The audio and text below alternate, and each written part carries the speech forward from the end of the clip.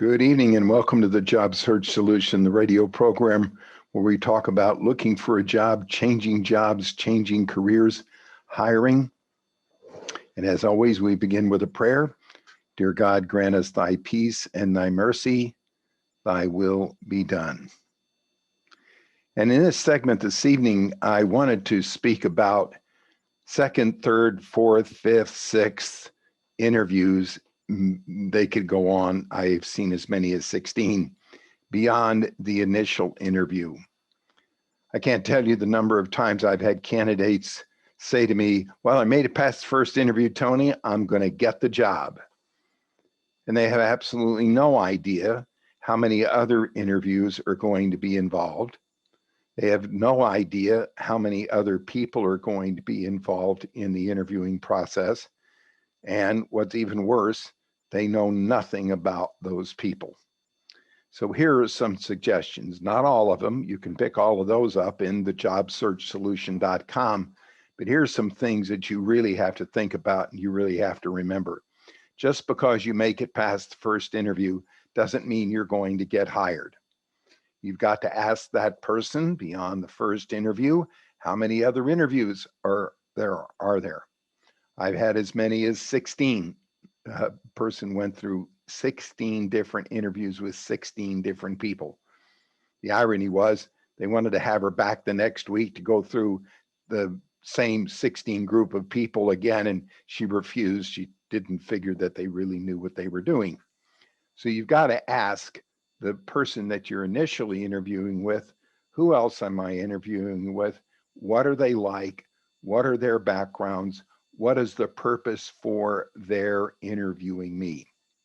Most of the time, the purpose is the company doesn't want to make a mistake, and they have a tendency to think that the more people that are involved in the interviewing process, the better off they are.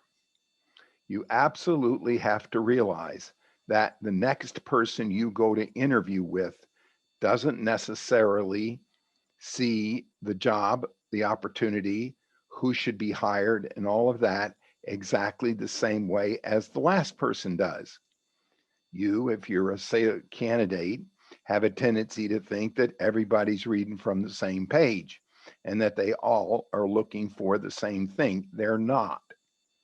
So it's really important that you do 2 or 3 things before you get to that next person.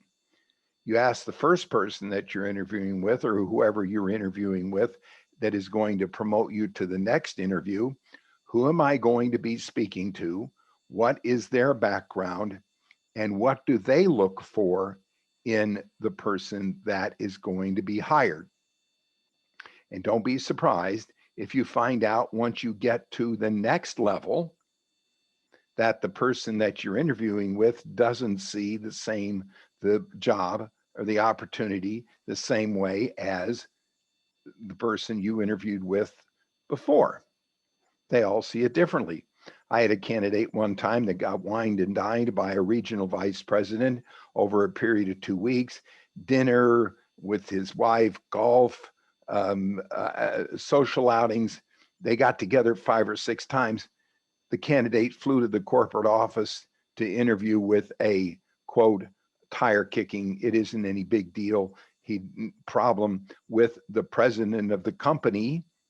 He goes in and after 15 minutes with the president of the company, flies all the way to Chicago, drives an hour from Chicago to the corporate office, spends 15 minutes with the president of the company and gets told, you're not what we're looking for. That's not what we have in mind.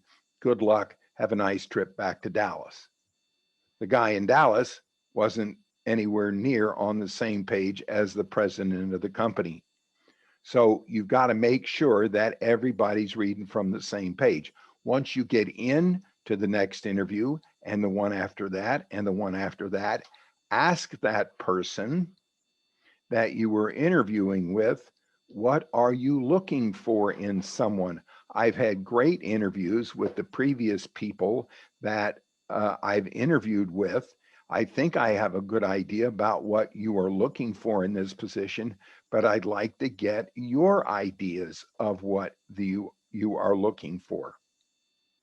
And don't be surprised if you hear something totally different than what you heard before. Once in a while, people are going to see things from the same way and they're going to communicate the same thing, but you can't assume that. And the more people that are involved in the interviewing process, the more likely you are to hear different ideas, different concepts, different everything. So don't assume that everybody is reading from the same page. They're not. So ask, what are you looking for in this particular position? How do you see this fitting in? What kind of background has worked well in the past, in your opinion? And get a good idea of what that person is looking for. And then sell yourself through the